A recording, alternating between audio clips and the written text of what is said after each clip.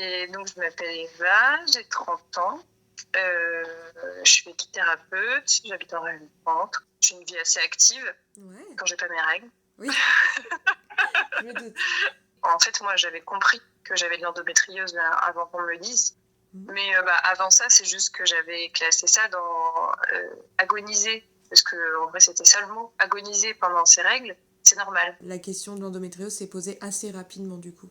Je pense que ça a été progressif. Donc, je pense qu'un petit peu chaque mois, d'année en année, ça a été un petit peu plus douloureux. Mais jusqu'à... Moi, je pense qu'il y a... Là, j'ai 30 ans. Je pense qu'il y a vraiment, on va dire, 5-6 ans, ça a commencé à être terrible. Tu as eu tes premières règles à quel âge ?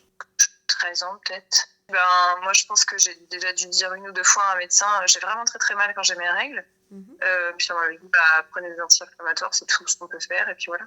J'ai eu une nouvelle médecin, qui était une femme déjà, jeune, et c'est elle qui m'en a parlé assez vite. Et en fait, non seulement elle en a parlé, mais elle a tout de suite mis en place un parcours avec tous les rendez-vous qu'il fallait, tout ça. Comment s'est passé ton diagnostic à toi ? En fait, moi, elle m'a envoyé faire des examens, des échographies intérieures, là. Ouais, intra-utérine. Échographie pelvienne, une hystérosalpingographie peut-être ? Ouais, en fait, j'ai fait plein de trucs et moi, il y a un truc un peu particulier, c'est que j'ai énormément de mal à aller chez le gynécologue. Donc, tout ce parcours-là, je pense que c'est aussi pour ça que c'est un peu flou, j'ai du mal à m'en rappeler parce que c'est un peu difficile. Donc, échographie faite, peut-être que tu as eu une IRM pelvienne, c'est possible. Oui, ça te dit quelque chose. Et à partir de là, on te dit quoi ? Moi, j'avais parlé de stade. On m'a dit où est-ce que c'était localisé et au niveau des ligaments sacrés, là. Après, en gros, il se passe rien de plus, quoi. Si, moi, j'ai eu très peur, du coup, d'avoir des problèmes de fécondité. Donc, après, on a fait des examens complémentaires et tout ça.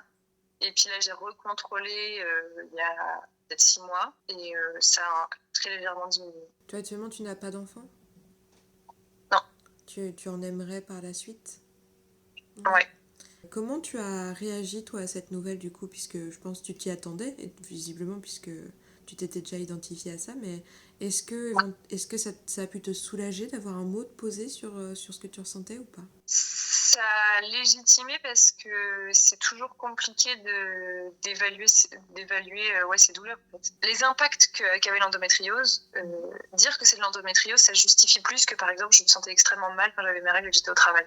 Donc, c'était vraiment extrêmement mal. Enfin, avoir de l'endométriose, ça justifie tes douleurs, alors qu'avoir ces règles, personne n'est censé le savoir, et puis tu dois continuer ta vie comme si de rien.